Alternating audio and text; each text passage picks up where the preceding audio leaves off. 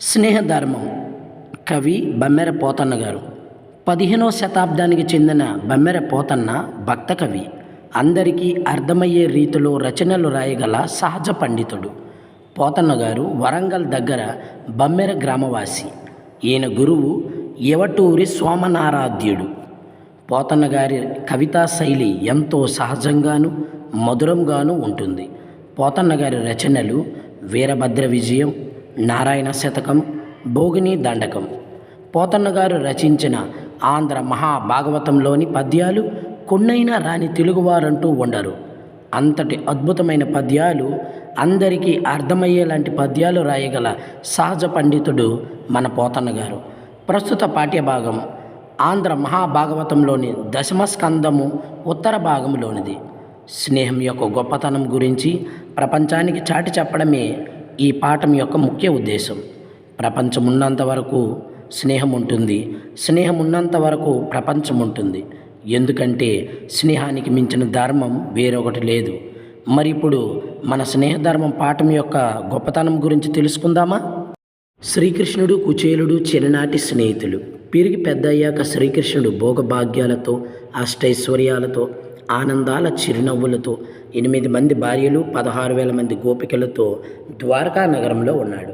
కుచేలుడు మాత్రం తినడానికి తిండి లేక, కట్టుకోవడానికి సక్రమైనటువంటి బట్టలు లేక, ఉండడానికి సరైనటువంటి వసతి లేక, ఇలా ఎన్నో రకాలుగా కటిక పేదరికంతో బాధపడుతున్నాడు కుచేలుడు. పిల్లలకు కడుపార మంచి భోజనం కూడా పెట్టలేని వారి దీనస్థితిని చూసిన కుచేలుని భార్య కుచేలునితో, నీ చిన్ననాటి స్నేహితుడైన శ్రీకృష్ణుడు ఎంతో గొప్ప మనసున్నవాడు, అందరికీ సహాయం చేస్తాడు. మిత్రుడైన మీకు సహాయం చేయడా? మీరు వెళ్ళి శ్రీకృష్ణుని సహాయం అడిగితే ఆయన లేదనక కాదనక తప్పకుండా మీకు సహాయం చేస్తాడు అని సలహా ఇస్తుంది. పిల్లల దీనస్థితిని చూసిన కుచేలుని గుండె తరుక్కుపోయి భార్య సలహా మేరకు ద్వారకా నగరంలో ఉన్న శ్రీకృష్ణుని వద్దకు వెళ్ళడానికి సిద్ధపడతాడు. పద్మము వంటి కన్నులు, పద్మాల వంటి పాదాలు కలిగిన ఆ శ్రీకృష్ణునికి బహుమతిగా తీసుకువెళ్ళడానికి మన వద్ద ఏమైనా ఉన్నాయా అని కుచేలుడు తన భార్యను అడుగగా, శ్రీకృష్ణునికి ఎంతో ఇష్టమైన అటుకులను కొన్ని కుచేలుని వార్ల వస్త్రము అంచున మూటగట్టి ప్రేమగా పంపించింది కుచేలుని భార్య. తన ఇంటి నుండి భార్య సలహాతో అమితమైన ఉత్సాహంతో బయలుదేరుతాడు కుచేలుడు. అలా నడుచుకుంటూ వెళ్తున్న కుచేలుని మనసులో అనేక ఆలోచనలు ఈ విధంగా మొదలయ్యాయి. గొప్ప కాంతులు వెదజల్లే అంతఃపురంలో నివసించే సర్వలోకనాథుడు, పద్మపత్ర నేత్రుడు నా మిత్రుడైన శ్రీకృష్ణుని నేను ఎలా దర్శించగలను? అక్కడ ద్వారపాలకులు, నీవు ఎక్కడి నుండి వచ్చిన బ్రాహ్మణుడువు, ఎక్కడి నుండి ఇక్కడికి ఎందుకు వచ్చావు అని అనేక ప్రశ్నలు వేస్తూ నన్ను అడ్డగిస్తే వారికి నేను ఏమి సమాధానం చెప్పాలి? వారికి ఏమైనా ఇచ్చి వారిని సంతృప్తిపరచడానికి నా వద్ద చిల్లి గవ్వ కూడా లేదే. అసలు నా ఈ అవతారం చూసి శ్రీకృష్ణుడు నన్ను గుర్తిస్తాడా? శ్రీకృష్ణుడిని చూసి అంతటి అదృష్టం నాకు అసలు ఉందా?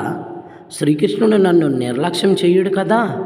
అయినా నాకెందుకు ఇలాంటి పనికిమాలిన ఆలోచన వస్తున్నాయి?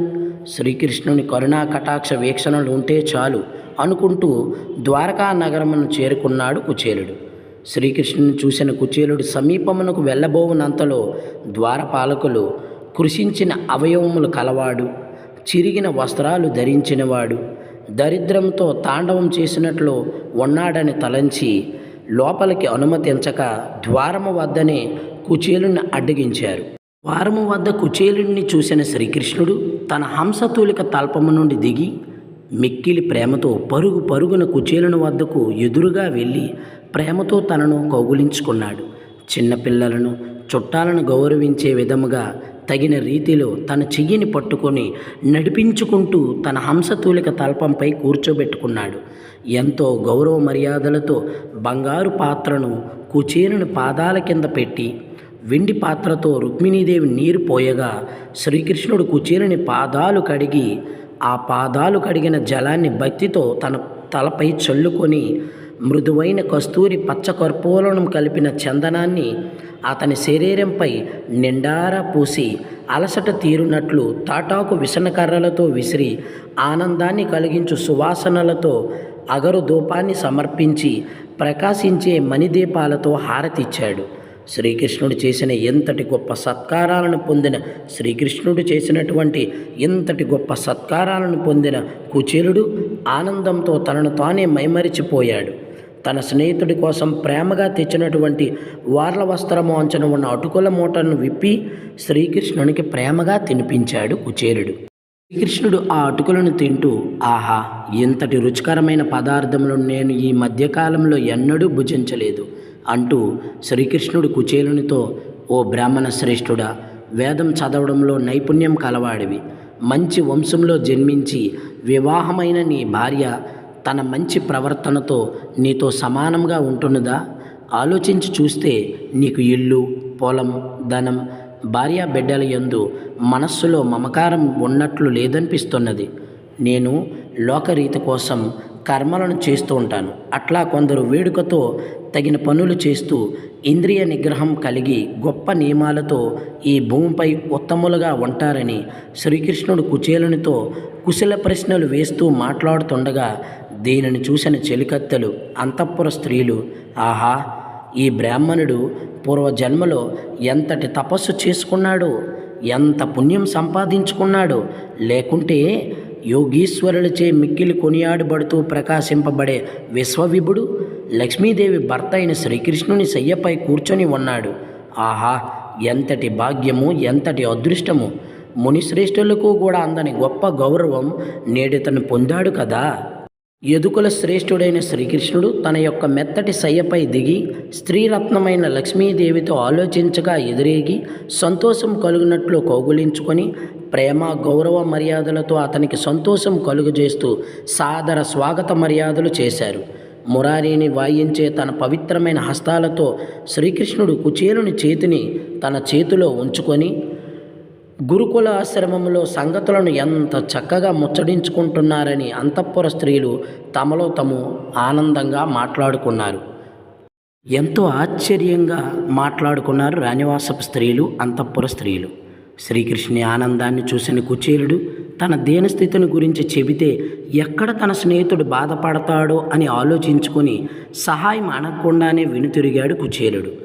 నన్ను సహాయం అడిగితే నేను ఎక్కడ బాధపడతానో, నా స్నేహితుడేంటి ఇలా ఉన్నాడు అని నేను ఎక్కడ బాధపడతానో అని అడగకుండానే వెళ్ళిపోతున్న కుచేలుని యొక్క గొప్ప సంస్కారము, స్నేహం యొక్క ధర్మాన్ని అర్థం చేసుకున్న శ్రీకృష్ణుడు కుచేలుడు అడగకపోయినా చెప్పకపోయినా తనకు సహాయం చేసి తన యొక్క స్థితినే మార్చేశాడు శ్రీకృష్ణుడు. ఇది కదా స్నేహం అంటే, ఇది కదా స్నేహ ధర్మం అంటే. అడిగితే సహాయం చేసేవాడు మనిషి, అడగకుండా సహాయం చేసేవాడే నిజమైన స్నేహితుడు. మిత్రులారా, మీకు నిజమైన స్నేహితులుంటే, మీది నిజమైన స్నేహం అయితే ఈ వీడియోలు మీ మిత్రులందరికీ షేర్ చేయండి, సబ్స్క్రైబ్ చేయండి, లైక్ చేయండి. అందరికీ ధన్యవాదాలు.